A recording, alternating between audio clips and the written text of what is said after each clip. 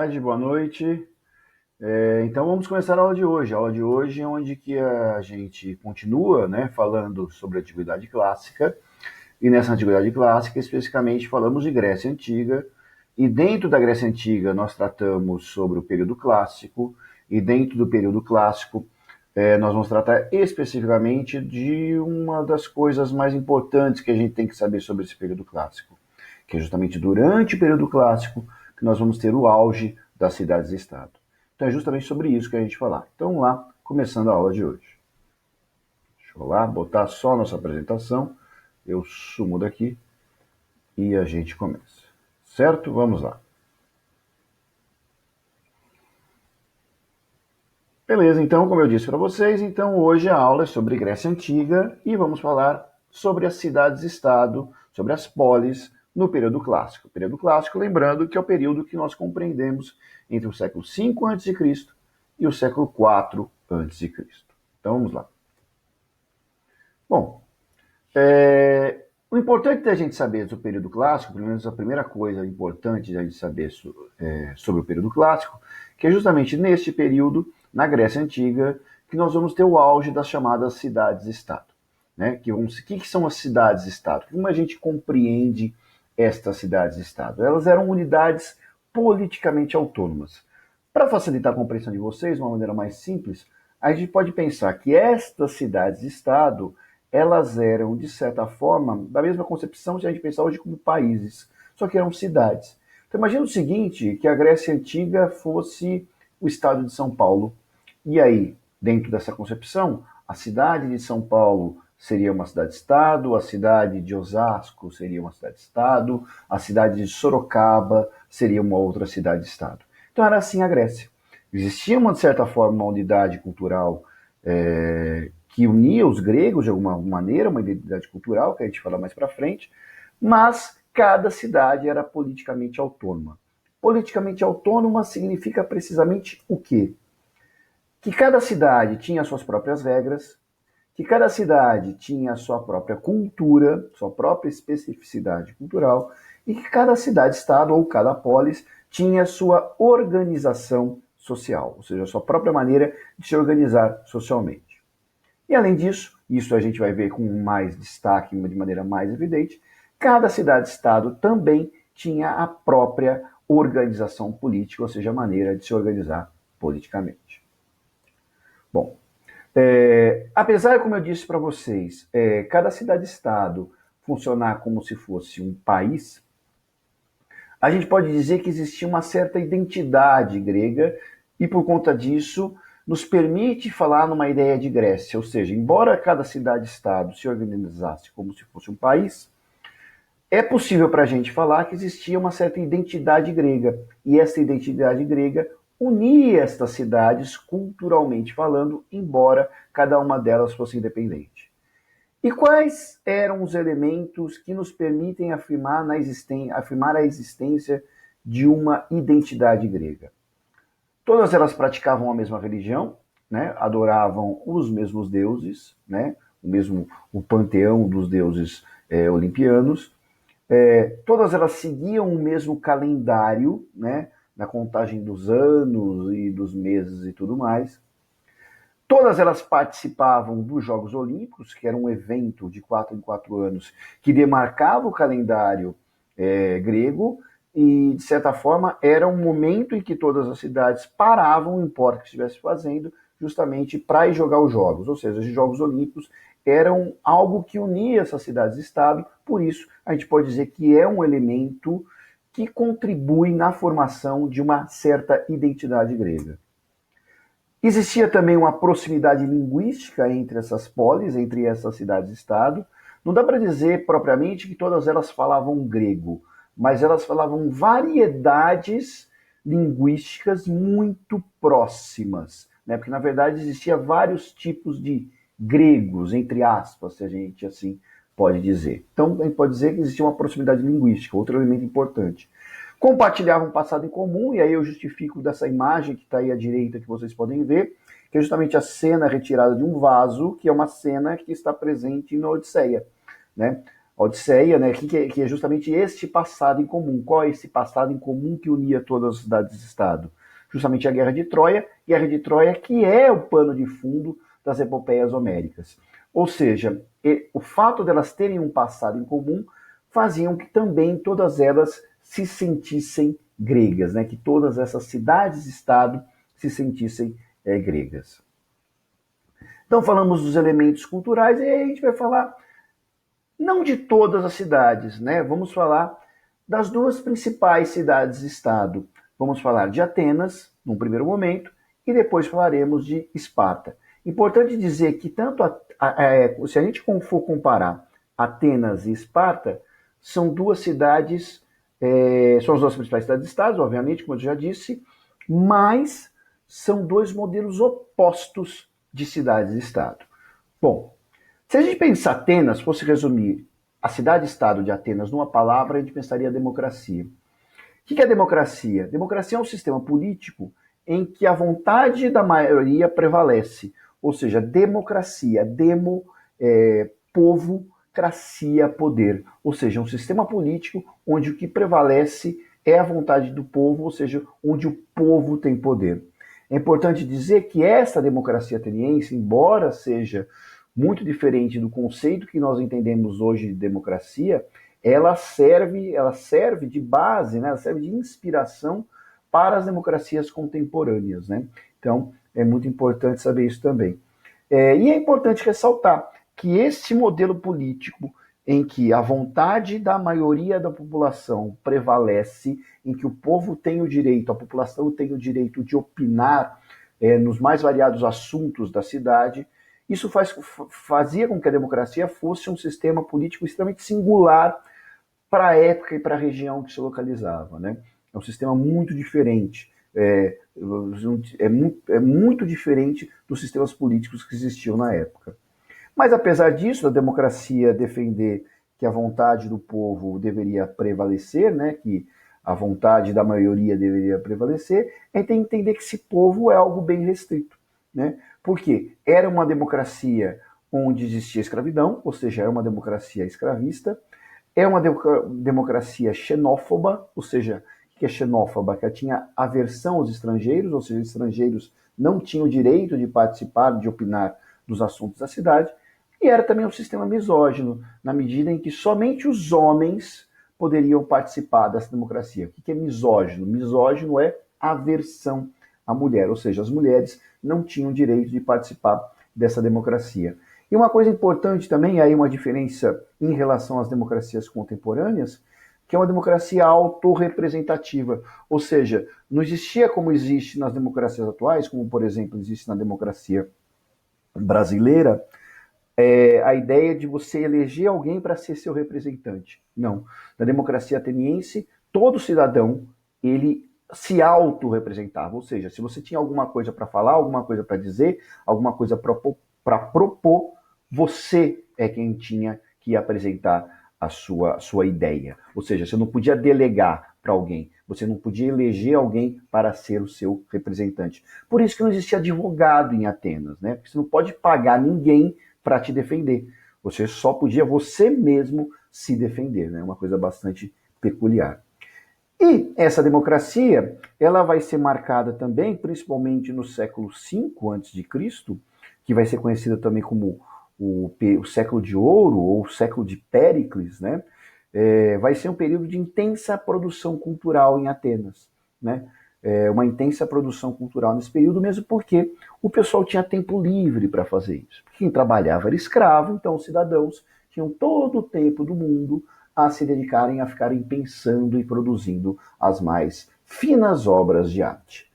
Bom, aí uma pirâmide representando a cidade de Atenas, né, a organização social da cidade de Atenas, e aí no topo dessa pirâmide nós temos os cidadãos. Né? Quem eram os cidadãos? Justamente aqueles, os únicos, que podiam participar ativamente da democracia ateniense. E quem eram eles? Os homens com mais de 18 anos, nascidos em Atenas, homens livres nascidos em Atenas com mais de 18 anos, e com uma característica bem bem própria. A gente tem que dizer o seguinte, que não podemos esquecer, não era bastava ser homem livre nascido em Atenas, tinha que ser homem livre nascido em Atenas de terceira geração de atenienses. Ou seja, ele tinha que ser de uma família que há muitas gerações era ateniense e estava na cidade de Atenas.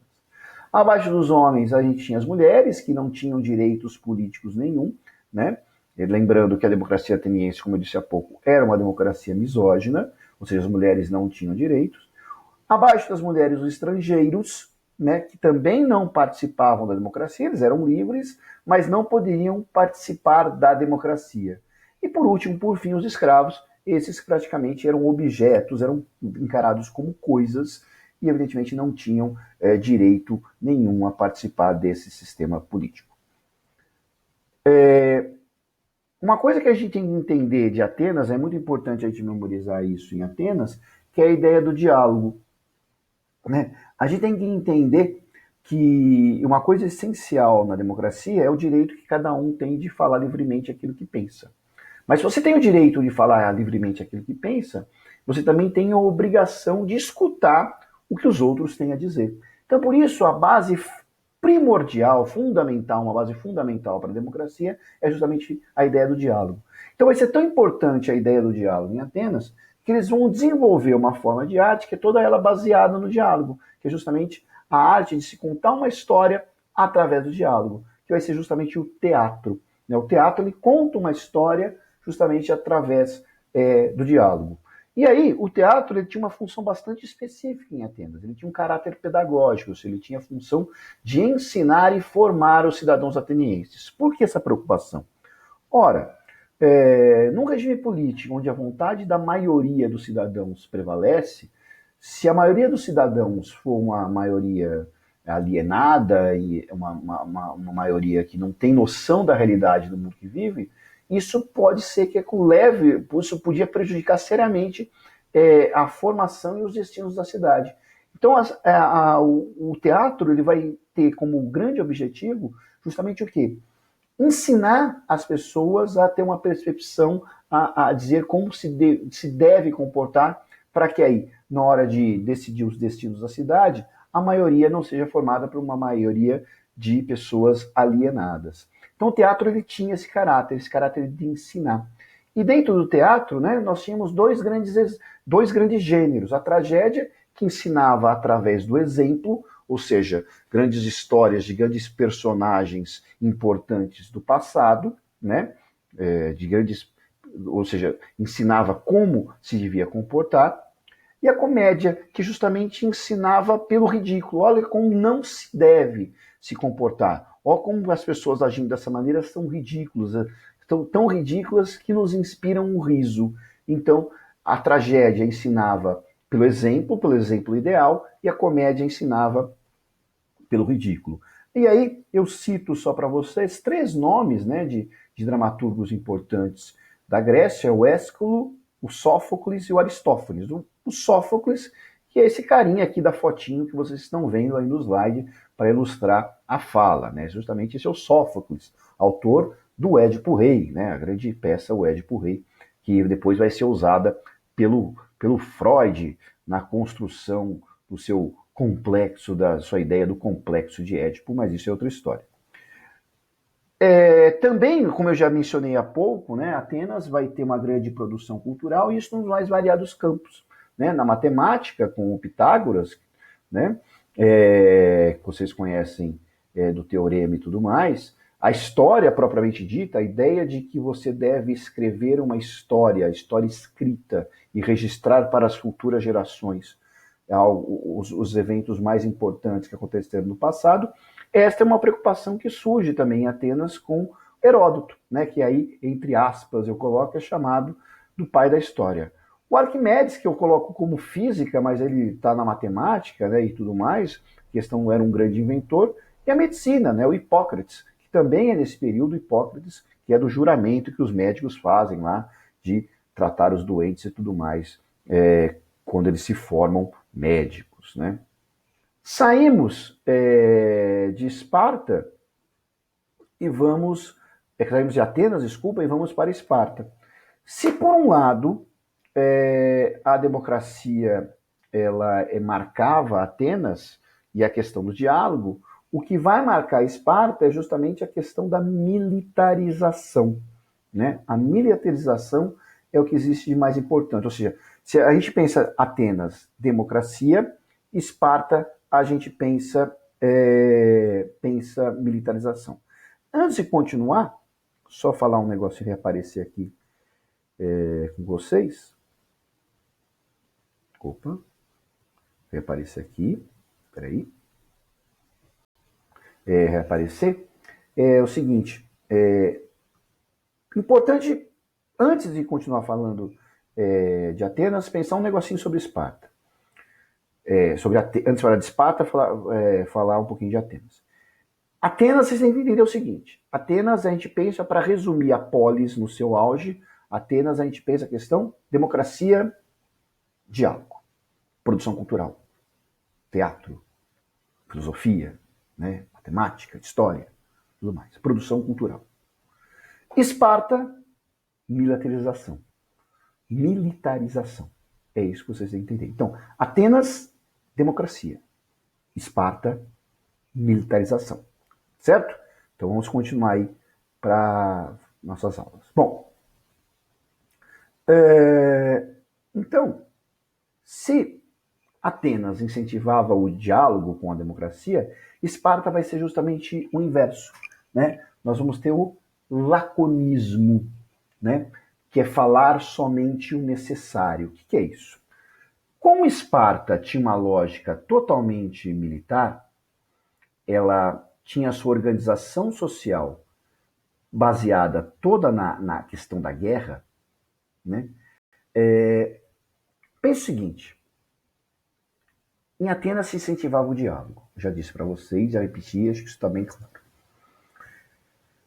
O militarismo, ele refletia no cotidiano de Esparta. Pense o seguinte, uma coisa muito importante na vida militar é justamente o que? A questão da hierarquia. Vamos supor que nós todos estejamos numa guerra e o comandante do nosso batalhão dê a seguinte ordem. Olha, estamos no meio da batalha, precisamos conquistar aquele morro que está ali na frente. Tudo bem.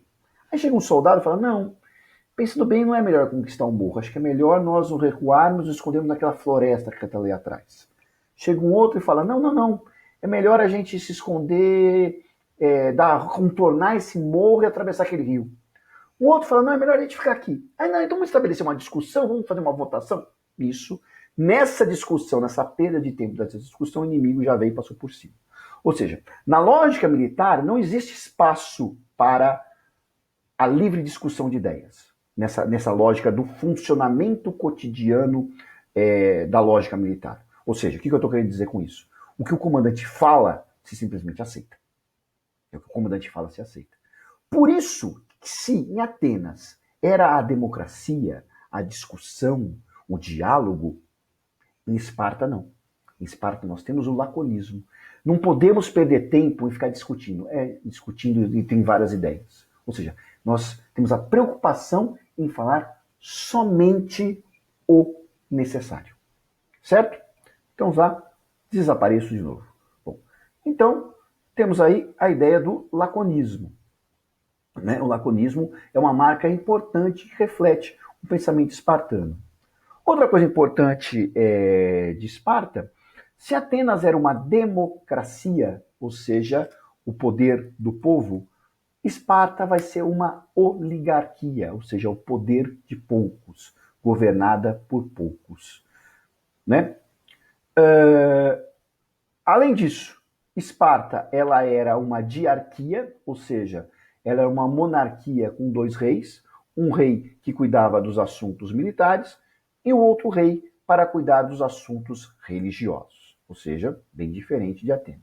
E tinha a Gerúsia, que era um conselho de anciãos que tinha a função de auxiliar o rei. Esses anciãos, todos eles eram compostos por 28 homens com mais de 60 anos de idade para aconselhar o rei. Era isso que compunha a Gerúsia. Aqui a gente tem uma outra pirâmide, dessa vez retratando a sociedade espartana. No topo dessa sociedade espartana nós tínhamos propriamente os espartanos, que eram descendentes dos dórios, quem formavam essa elite, essa oligarquia que administrava a cidade. esses poucos que administravam a cidade. Eles eram descendentes dos dórios. Quem são os dórios? Os dórios são os conquistadores. São aqueles que conquistaram, né, são as tribos, são os povos arianos, aqueles povos arianos que invadiram a Grécia lá no período homérico, né, no final do período pré-homérico, da passagem para o homérico, e os dórios são aqueles que conquistaram essa região, são os conquistadores. Abaixo dos dórios, abaixo dos espartanos, nós temos os periecos, que são homens livres, mas são descendentes daqueles que foram conquistados pelos dórios, os povos nativos, né?